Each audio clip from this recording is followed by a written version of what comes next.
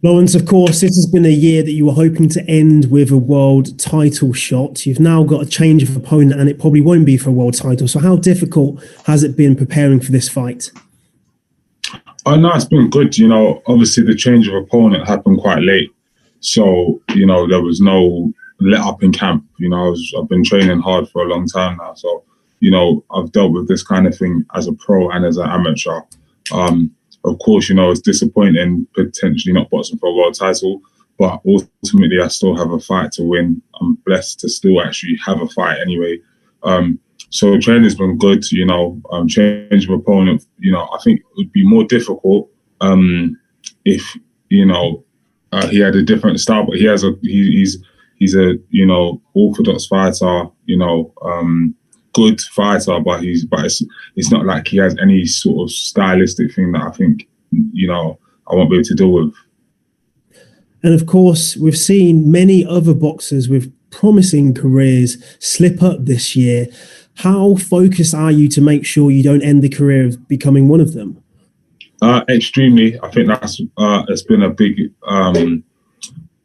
motivating factor, obviously, not just in preparation, but now, with the change of opponent, because, I started thinking to myself, yeah, let me book a holiday now, and and I had to kind of snap out of it and say, you know what, like, this is like, in reality, nothing's a foregone conclusion. I've won all my fights, so is the guy that I'm boxing, so, we're both going to be going in expecting to leave winners, do you know what I mean? So, I feel like the ultimate respect you can pay to your opponents is to train extremely hard and then focus completely on them. So I'm paying him the utmost respect, and that way I should avoid a slip up. And of course, this time last year, you were speaking about hopefully ending the year as a world champion. That might not be the case, not for anything that you've done, but due to the pandemic. If you to look forward to 2021, how do you expect your 2021 to go? The most important thing is to win this fight, and then from there, I believe there's the world title shot there. I'm number 1 or 2 in the WBO, so as long as I'm able to win and keep my ranking, then my next fight would be for the world title. So I just expect it to be just more steps in the right direction, which is progressing. Cool. Thanks, and good luck on Saturday. Thanks. Thank you very much. Next to be passed to Von Lewis, please.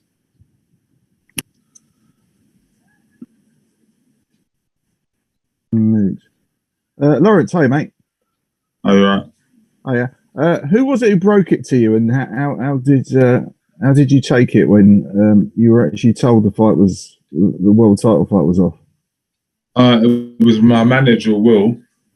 And there's a certain way that he speaks where I knew something was up. It was so weird. He's like, "Oh, Lawrence, you're right. Like, did you sleep well?" And just, and I was just like, "Nah, something.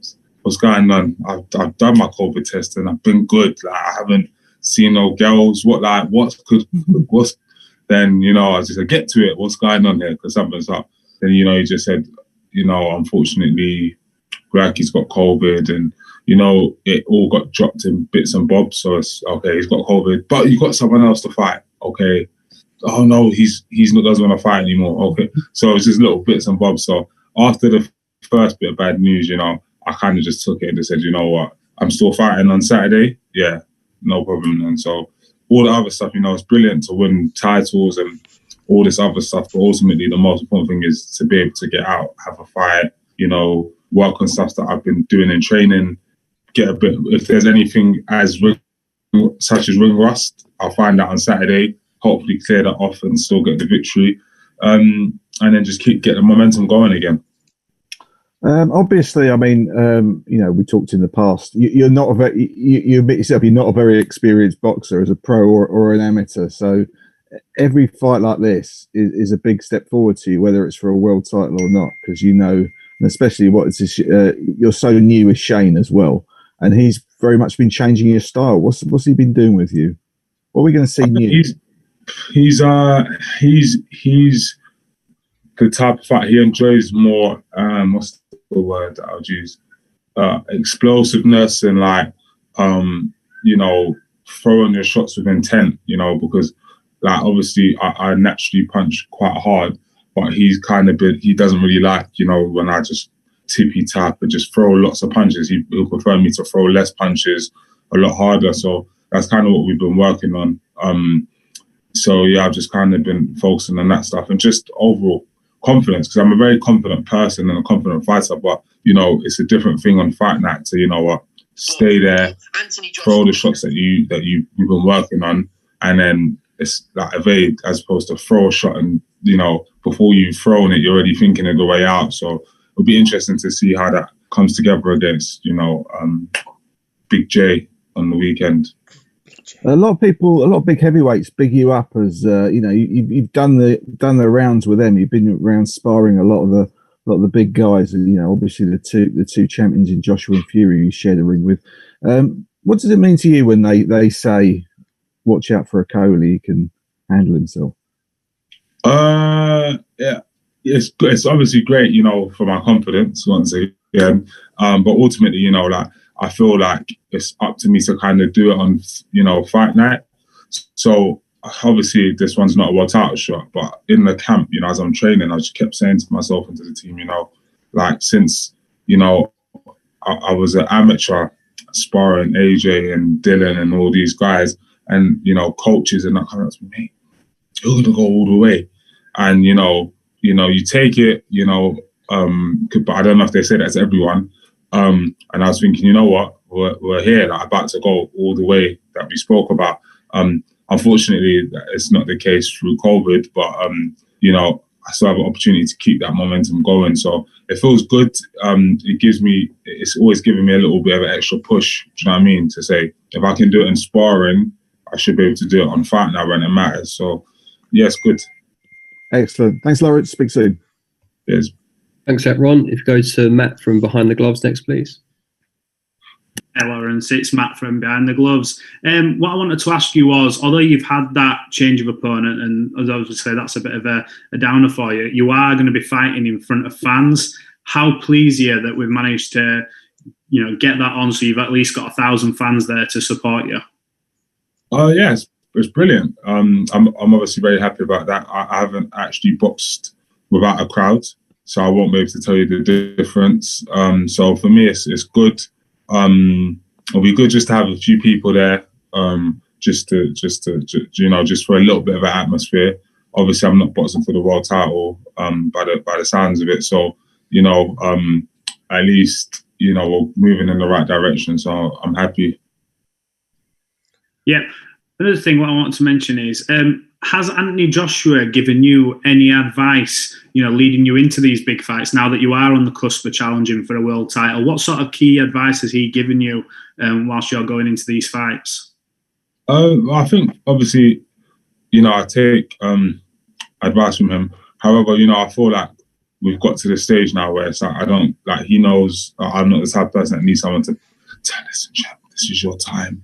You can do it. Like, I'm quite, it's quite straightforward. If I need advice, I'll call him. But it's never about, the fight. It's more so, okay, let me know how do you get better sleep, or, those other kind of things. In terms of actually the big occasions and stuff like that, to be honest, I've been in big occasions in my own mind. When I boxed Isaac at the O2, that was a world title fight, in my opinion. Do you know what I mean? For me, when I box, every fight I have, it's like there's the weight of expectation where, is he going to be a world champion? Is he not? Is he a hype job? Is this and that? So I've always had to deal with it. So I feel like in the build up to it, obviously we chat and stuff, but he hasn't given me any, let's say, advice about handling the occasion, because he knows that that's not the way that I operate. Brilliant. Cheers, Lawrence, and good luck for Saturday. Thank you. Thanks, Matt. If you go to Nate Williams next, please.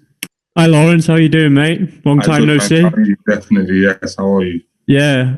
I just want to take you back actually, because your last 3 fights have ended in stoppages, and that was from the Matty Askin fight, which got a lot of criticism on Twitter. It wasn't very exciting. It wasn't very, dramatic in terms of your improvement on the last few fights. So is it important to you now how you finish a fight? Yeah, I think, it's always nice, because I prefer nice comments to bad comments, you know what I'm saying? And I feel like knockouts usually get the good comments.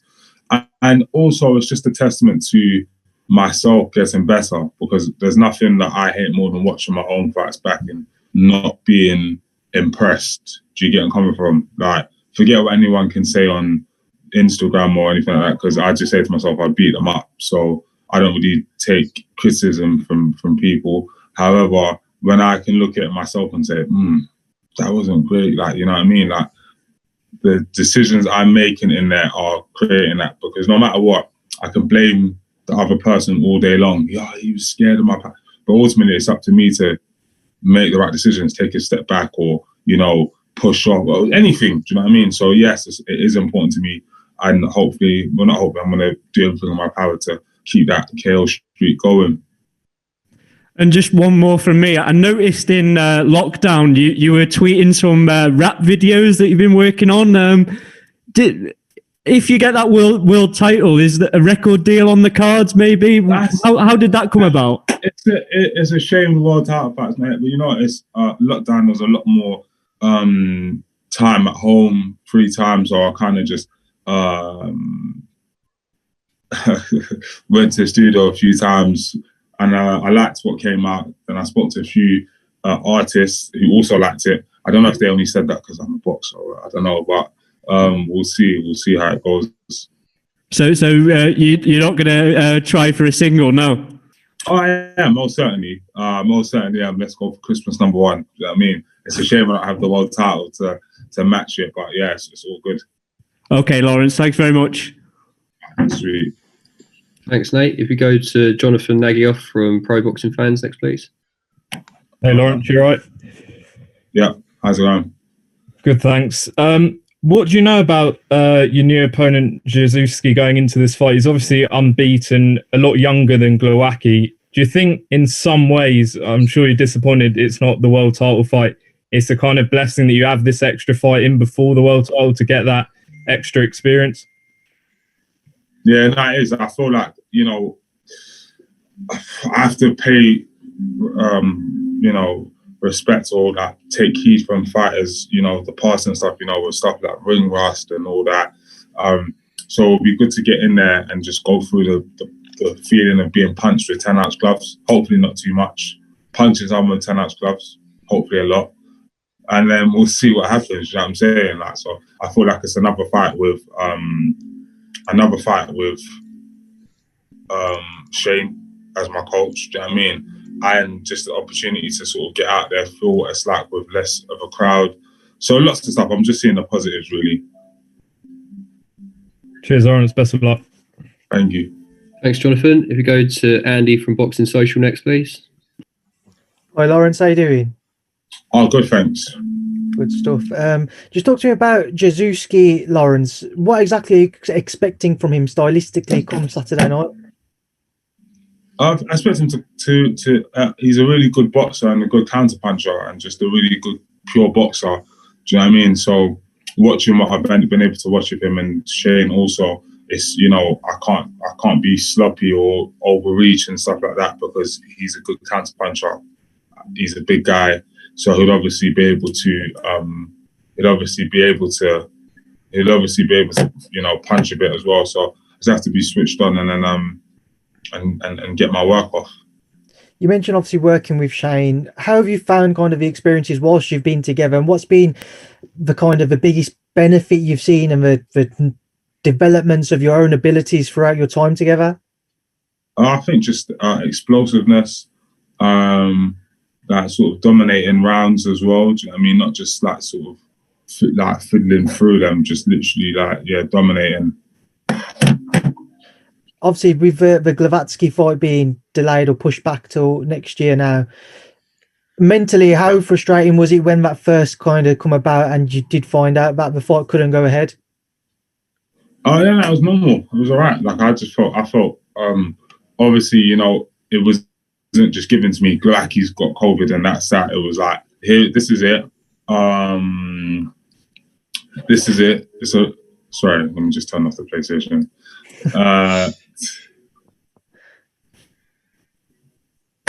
Yeah, so anyway, I was given it in things. So you still got to fight. Well, we're still trying to get your fights out. You're still boxing the same day. all of that other stuff. So for me, I was calm with it. Is it easy to motivate yourself still to the level that you was before Glowacki pulled out for Jezewski?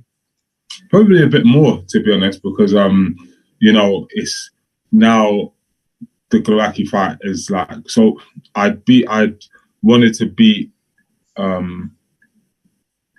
Makabu, the guy that I boxed last. I can't remember how to say it, Makabu, for the European title, just to become European champion. Then I became mandatory or whatever it was. I got called to box for the world title.